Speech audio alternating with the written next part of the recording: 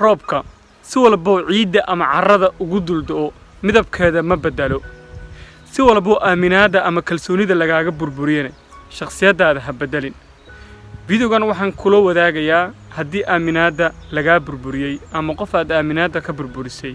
sidee baad ula dhaqmi lahayd waa saaxiibka Shahid Bisani daawasho wacan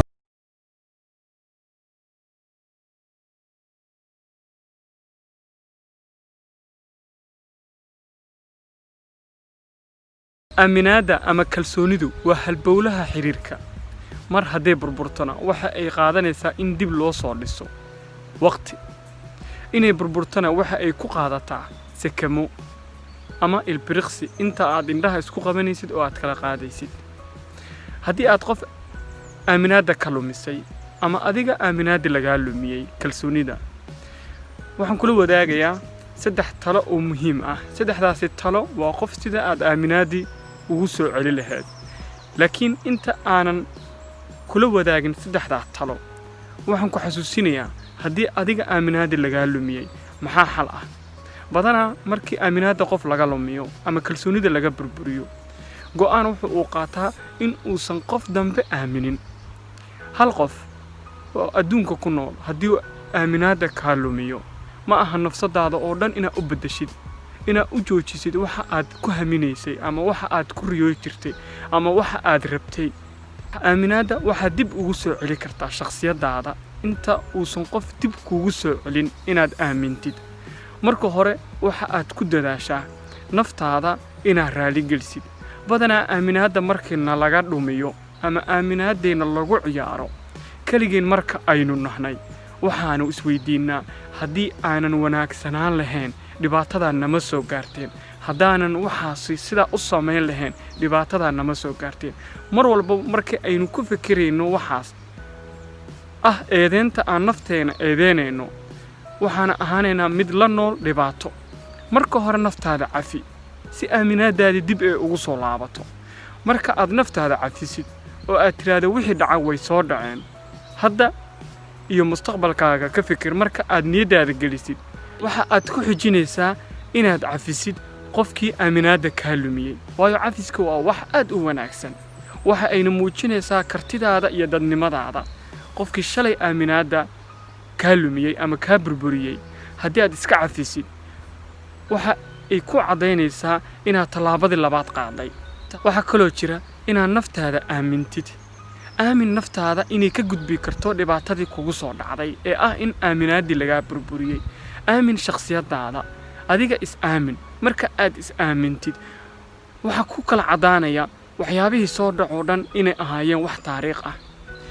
waxa kugu soo wajahanna ay yihiin waxa aad ka gaashaama kartid oo aad ka gudbi kartid wixii kugu yimaada aamin qofkii dhibaatada ku geystay ee ka burburiyay aaminaadaadi waayo markaad aamintid oo aad istiraadid dhibaatadaani waa dhibaato kugu soo dhacday qofkaani ayaana ku geysto aaminaadi ka burburiyay waa aqbalaadaasi waxay ku fududeynaysaa inaad aamintid afartaas ku dadaal mar walba haddaad doonaysa inay aaminaadaadi dib kugu soo laabato diban ku xasuusiyo afarta marka hore naftaada cafi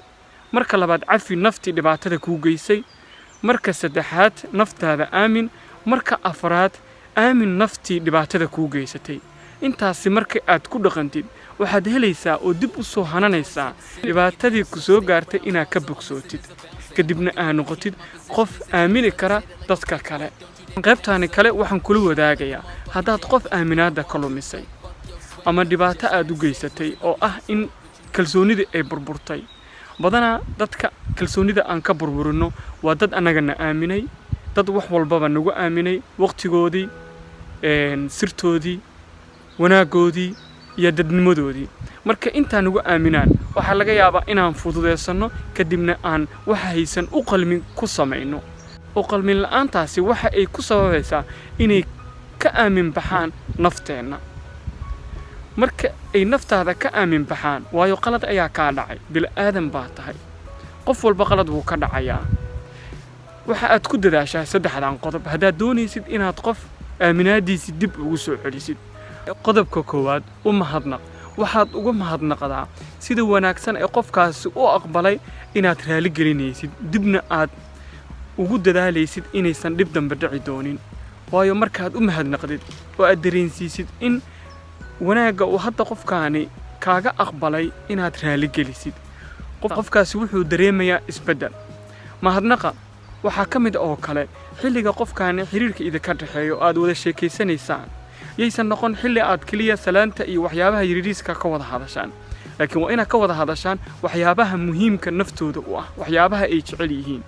mahadnaqa waxaa ka mid ah in qofkaani haddii xilliga xiriirka idinka dhaxeeyay aad og tahay waxyaabo uu jecel yahay ama uu xiiseynayo inaad hadiyad ahaan ugu keentid tusaale ahaan dad waxaa jira midabada jecel midabka buluuga cadaanka hadduu qofkaaga midab jecel yahay midabkaasi hadiyad ahaan wax ugu keen wuu ku farxayaa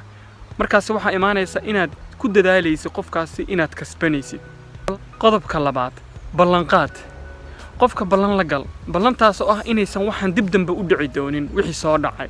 ballantaana ha noqoto marka koowaad kaliya aad qofka arrinta kala hadlaysid oo aad dhahaysid wixii dhaca way soo dhaceen waana kaa raaligelinayaa dib dambena uma dhacayaan waxaad kaloo ku dadaashaa ballanqaadka in waxyaabo kale aad ballan ugu qaadid oo markaas qofku niyadda uu ku hay karo laakiin dib ha ugu soo celinin maalintii ugu horreysay ballanqaadka ahaa inaad dhibaatadii ka xun tahay oo aad ballan ku qaadaysay inaysan dib dambe u dhacaynin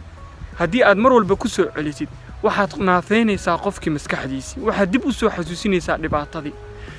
marka koowaad ballanqaad la gal ah inaysan dhibaatadan soo dhacaynin dib dambana ha uga hadlin dhibaatadaas laakiin waxa aad ku dadaashaa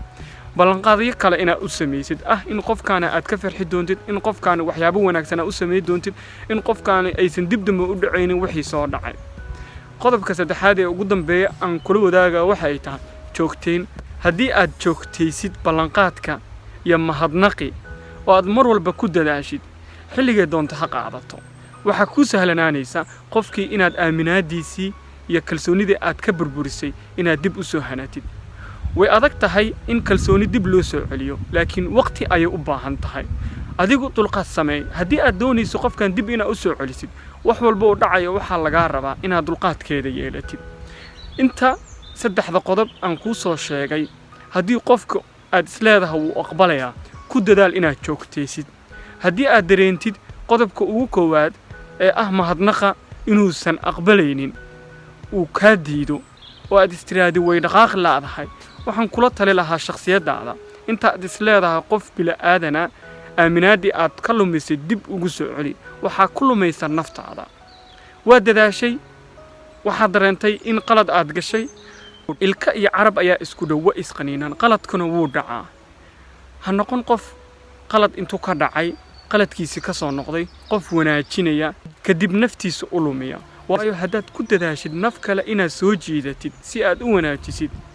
naftaasina oo u soo jeedin wanaagga waxa aad ku weynaysaa naftaada si aadan naftaada aadan ku weynin haddii qofka marka koowaad mahadnaqa kaa diido oo aad dareentid in rajada ay xun tahay waxba ha ku sii badan haddii aad dareentid in rajada ay wanaagsan tahay sii wad waxaad ku xijisaa ballanqaad waxaad ku xijisaa joogtayn saddexdaa qodob haddaad ku dadaashid waxaa kuu sahlanaanaysa qofkii aad kalsoonida ka lumisay waqtiga doonto ha qaadato inaad dib u hanatid fiidiyogan haddaa ka heshay asxaabtaada la wadaag wixii commenti ah fikirkaaga igula wadaag waa kaaga mahadcelinayaa subscribe-kaaga iyo like-ta ay saartid waan kaaga mahadcelinayaa haddaad igu cusub tahay haddaad like ii saartid meel walba aad dunida ka joogtid waxaan kuu rajaynayaa waqti wanaagsan assalaamu calaykum